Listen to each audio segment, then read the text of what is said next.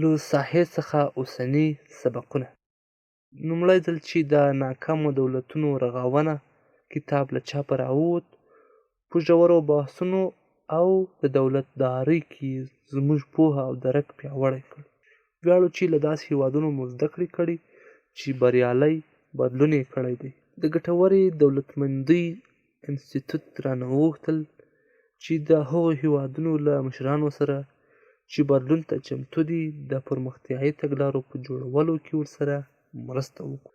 له ناکامو دولتونو سره زموږ دوامداره بوختیا او د بدلون په حال کې د دولتونو سره زموږ تجربې په یوه ټکي راغونډېږي. دولتداري له نیمګړتیاوو خالي نه وي. څنګه چې دولت کوم جوهر نه بلکې یو میکانیزم دی د ډیرو هدفونو په پار تحقیق کوي، نو د بدلون تابع هم وي او په دې اړه تاریخ ډیر ارزښت لري. د مشرتابه د لید له زاویې او لید له عینکو، د تخنیکي مدیریت په نظر او د سرچینو د بسیج کولو له پلوه بدلون پر نومونو پوهېدل د دولت جوړونکو دنده اسانه کوي.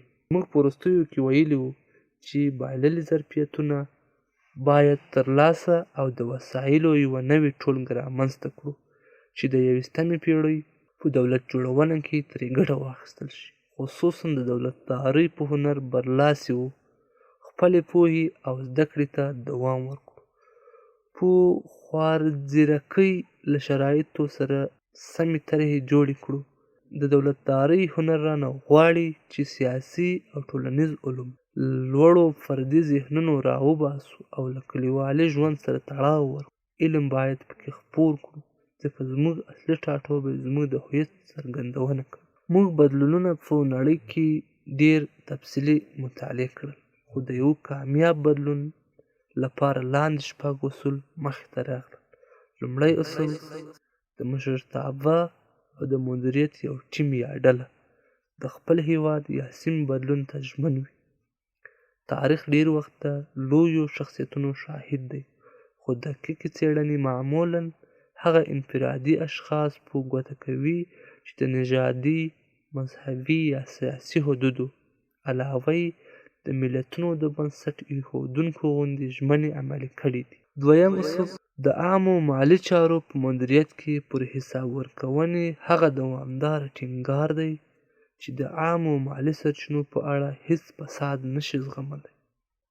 دریم اصول: په هیواد کې د بشري سرچینو پانګونې ته د امتیازونو ورکول وي.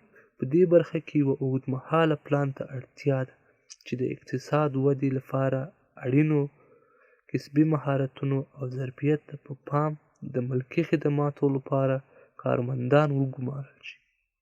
په دغو کسانو کې له حسابدارانو نیولې تر انجینرانو، نلدوانانو، سنګکارانو او د کرهنې تر پوهانو پورې شاملیږي.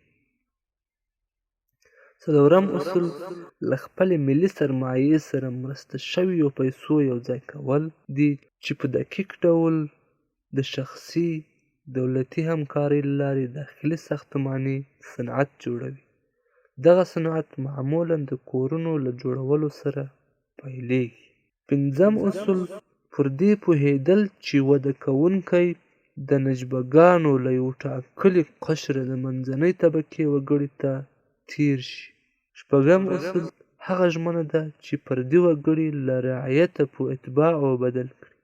که مشرتابه لومړی د امنیت پر راوستلو زور واچوي، د ټولنیزو پالیسیو له لارې ده او د دولت نظارت کوي، موږ د دریو نهادونو ترمنځ انډول څنګه ساتلی او د نړۍ هوساینې لپاره یې راغونډولی شو.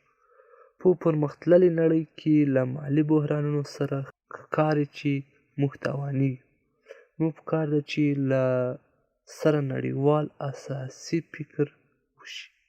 دولتونه د خپلو ملتونو پر وړاندې مسؤلین دي. د نېشنلېزم پر بنسټ اقتصادي کړنلاره ممکن جلا برنامې جوړې کړي.